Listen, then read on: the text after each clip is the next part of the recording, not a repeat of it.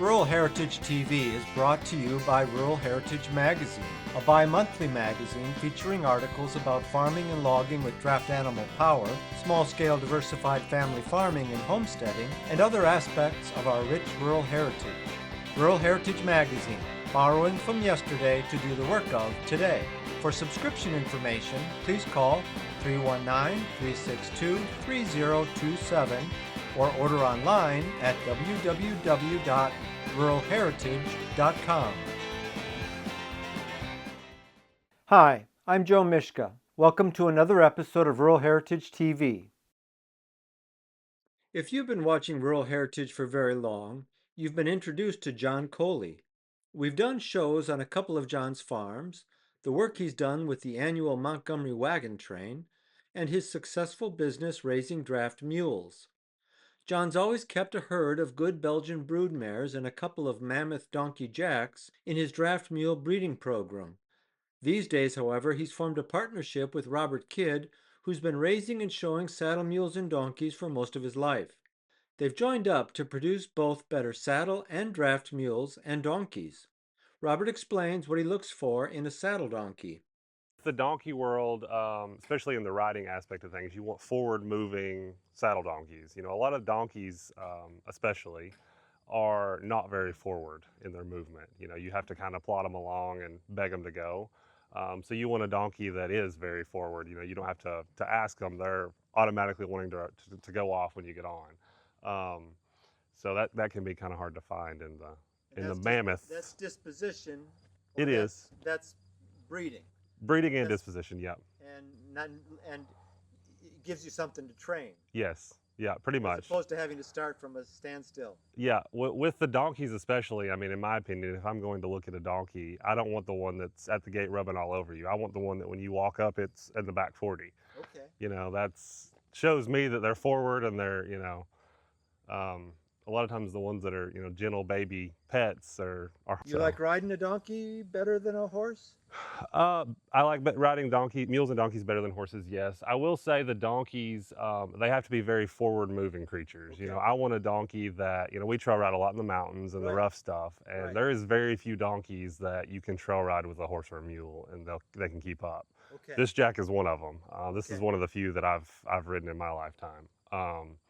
Most of them, you know, the first 4 or 5 miles they're going to quit. Yeah. You're not going to make it back to the trailer. Okay. All right. Because we ride, you know, 20, 30 miles a day. Sure.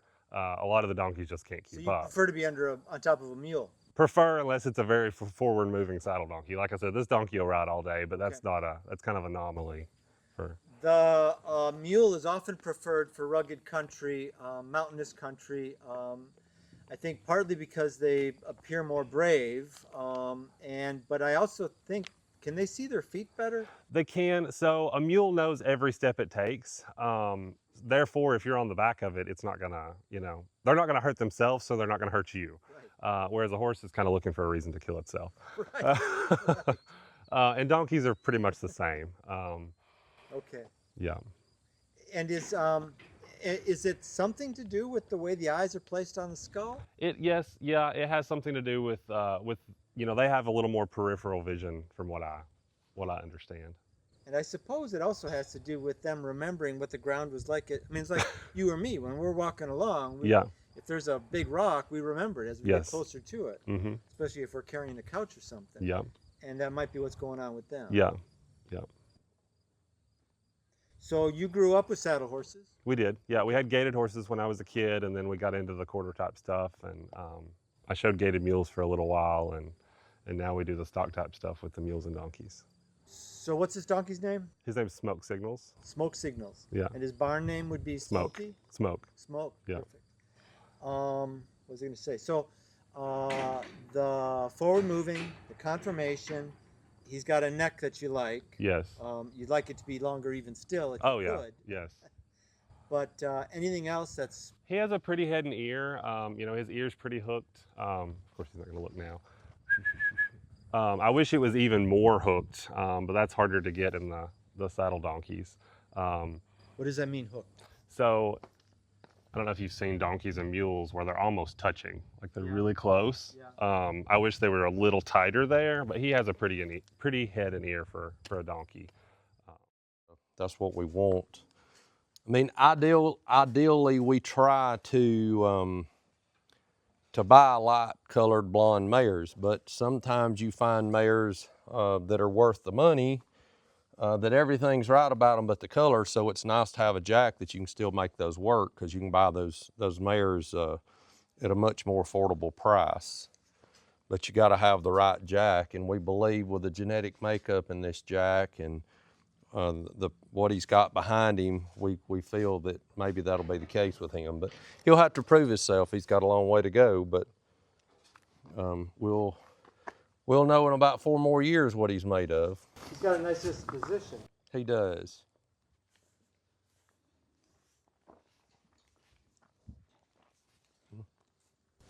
Big ears. And that's a nice head and an extremely nice ear set on a jack. You can't hardly argue with that in any way. If he grows proportionate, he should make a crackerjack jack. And it's hard to tell, but I would think that jack would be real close to 15 hands, give or take. He may be 14.3, could be 15.1. I think 15 it'll get him real close. That's pretty big. And that's pretty big for a jack, and that's plenty big enough. If with the genetics, the genetic makeup that this jack's got, he's out of some really well-known good stuff in Pennsylvania. The genet that he's out of goes back to a predominant breeder and show person in southern Kentucky that's got some really good genetic power behind her that's been proven many times. This jack, it will be plenty big enough and have the genetics behind him to make some 17 plus hand mules. When will you start breeding with him? Maybe the spring of 27 we'll try to get him started. We won't do anything with him this next year. We'll keep him with a young filly. We want him to, as quick as nature lets him, we want him to know he's a jack, but we won't push him too hard. But probably the spring of 27 we'll try to get him started, see if we can get 2 or 3 mares and foal to him, get him started. And if everything works like you hope it will, you'll keep him here. We will, yeah. Outside mares as well as your own. Well, we'll have to see. I mean, we're going to show this jack. We're hoping this jack will do to make a riding jack. We feel that Robert feels that he's fine enough bone and will have the movement that maybe he could be competitive in the riding world. If that's the case, we'll kind of push that and try to prove him with that. Either way, he's going to be absolutely perfect for our draft stuff. But I think this jack, everything will be right about this. This jack should really should be able to take rougher mares and really clean them up, because if you've got a heavier bone, wider headed mare, a jack like this with the genetics he's got behind him should be able to really clean all that up in a nice package. So you will be taking outside mares? Probably, or at least, I don't know that we'll bring outside mares here, but we'll ship semen, be willing to ship semen. Right. So I'm very particular to what I let come in here because of what you can bring in. Yeah, sure. And it's not necessarily that somebody's horses are unhealthy, but horses carry many different herpes viruses, and they may have a virus that I don't have, or vice versa, and I can be as detrimental to them with my horses as they are to me with mine. Exactly. And you don't need to do it.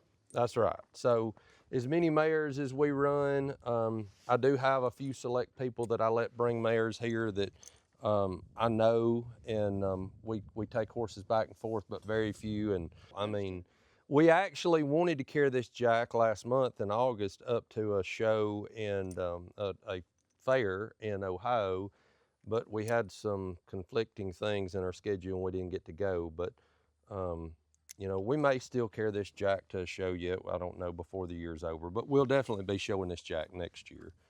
Um, I've got high hopes for this guy. I think he'll. He's got a gorgeous head. He does. I think he'll put us in special places. I hope. I think that's all I need. He does have a long barrel. He does. I mean, very much so. I mean, everything about this. I mean, the only possible place you could fault this jack at all is maybe his bone structure in the draft world, so to speak. You know, a little too fine bone, but you know That makes it multi-purpose. exactly. And nearly all of our mares are registered. And if you go and we pull their papers and we sit down and we study their pedigrees, most all of them are at least half hitch. They're kind of a hybrid mare, but we've got some mares that are pretty heavy boned and a little wider in the head and a little wider ear set than I would like. And this jack should work very well and clean a lot of that up on our mules, and that's what we're wanting. Come on. So we purchased this jack strictly for the color. So the other Jack Henry and the Jack at the time that I was still using Sammy, on a real blonde mare they do fine, but on a red mare the colts tend to be more of a cherry color, which we don't want in the draft industry.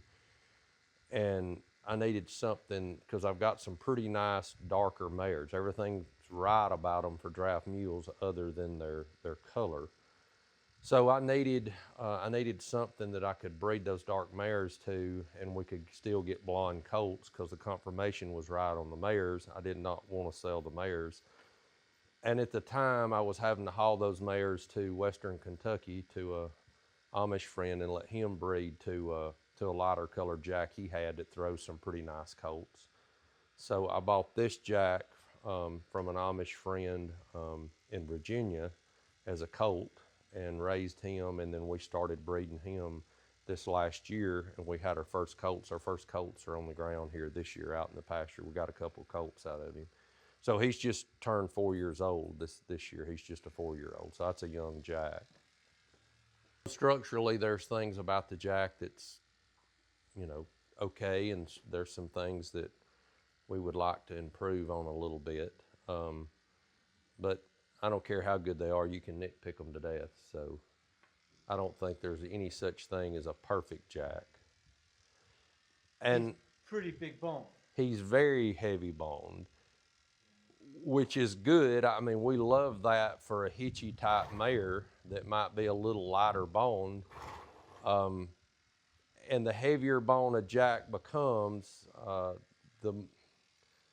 the harder it is to hold your conformation together, and the more coarse the jack comes, the coarser you get the jack, the harder it is to hold all that together. But to get heavy bone, a lot of times you get coarseness in a jack. If you want to take the, try to breed for conformation, a lot of times you're going to breed bone out of them, and some of the things that we like for draft mares. Right. So the ideal draft mules, in my mind, I'm a little different than some. It kind of depends. I mean, there's certain people in draft industry that are breeding for nothing but show mules. Because when you sell colts right off the mare, show colts are going to always bring the most money, hands down. Right. Because somebody's buying them to go to the show ring with them the very next year. They got a purpose right away for them. So they're going to pay more money than somebody that's buying colts to put in the pen, and they got to feed them 2 years before they're ready to go to the field and be hitched to a plow, whether it's Amish or somebody that's going to sell back to the Amish or what. Right. I'm a firm believer that if you're raising draft mules, you got to raise them with more than just a show purpose, because in the show world and drafts is much different than the riding mules. So as the riding mules get older, a lot of times the better they get, the more sought after they are.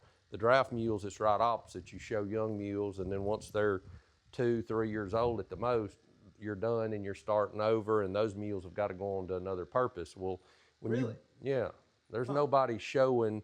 I mean, you might see somebody in a driving class with a pair of 6-year-olds, but not too much. Really? I did So, not know that.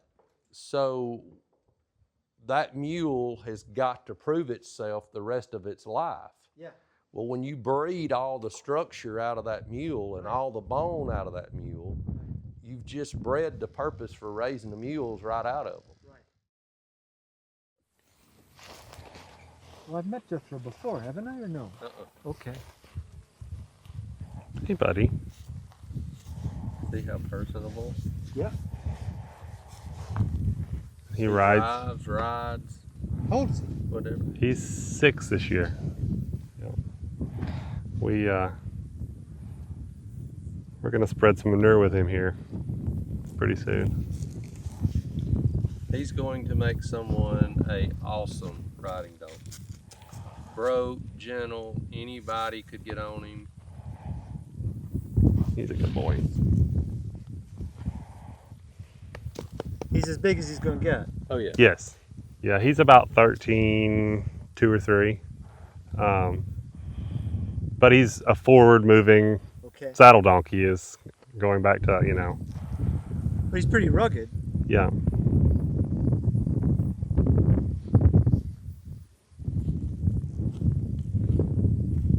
He does seem to have a very nice disposition.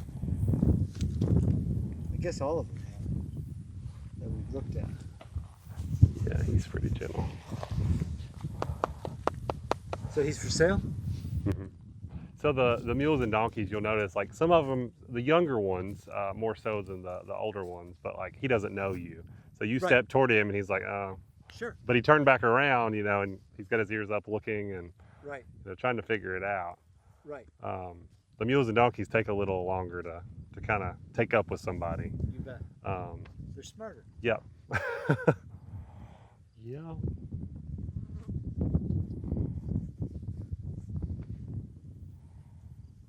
Yeah, and they turn around because they don't run away. Right. They're not a flight animal. He's inquisitive. He wants to know what's going on, but Right. he doesn't quite know who you are just yet. Right.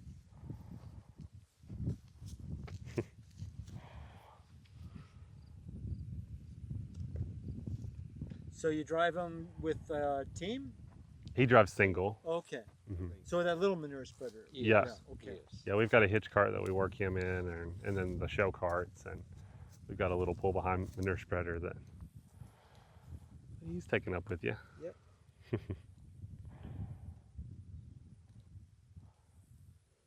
And then he rides and trail rides, and I've checked cattle on him and done a little bit of everything. You couldn't put a real big person on. No. He would be better for a smaller guy or a lady or a kid. Robert's 6'6". Right. And a thick guy. I mean, Well, but he's and not he'll fat. tote him all day. No, but what I'm saying is, they're tough. The forward yeah. donkey's tough. They'll Sure, tote sure. somebody a long way. Sure. But Robert on him would look a little awkward, maybe? To My somebody legs who's are a in the little picture? long for him. Yeah, my legs are a little long for him. But weight-wise, he can carry it. Understood. Yeah. Well, I mean, half the work in the world is done by donkeys. Yes. Which is, and they're stoic as hell, which is how they get abused so much, I think, in foreign countries. And they get abused in America by just being pasture ornaments and getting huge bellies. That's kind of why he's in this little lot. He looks great. A donkey's very easily overfed. Okay.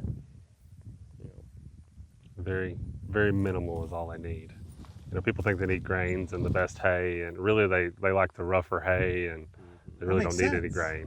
When they're wild, they're not in lush Right. ground, lush savanna. They kind of have They're to in scavenge desert. for it. Yeah, they're That's in pretty high hard. desert or. Pretty hard to beat for a buddy right there.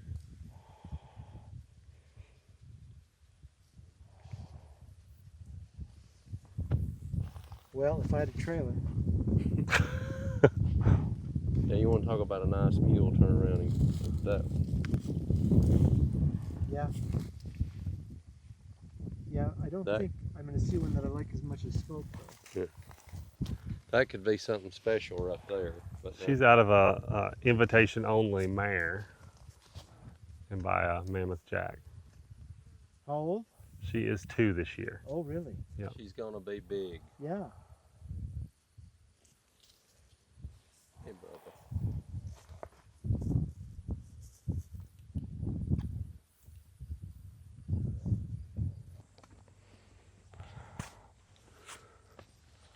So they all look the same to me. They don't to you. No. So talk to me about these 5. They like this foal in particular. You know, he's a little shorter on leg. He's a little wider between the eyes. He still is put together really nice. He has a pretty head and ear. Yeah. But he is different than, say, one of these foals. He has a little bit, you know, boxier jaw, whereas these mules are a little slimmer in the head. And I see. does that make sense? Right, it does make sense. I see it now. And He these, has more of a taper. yes, He has more of an abrupt change of yeah. angle. And this mule is a little younger, I'm sorry, this mule is a little older, where these are younger. They're going to have a little longer legs Yeah, and be a little they're gonna be bigger mules Yeah. in the future. And as you can see, like that mule moving is going to be just a touch lighter, whereas this one's going to be a little darker.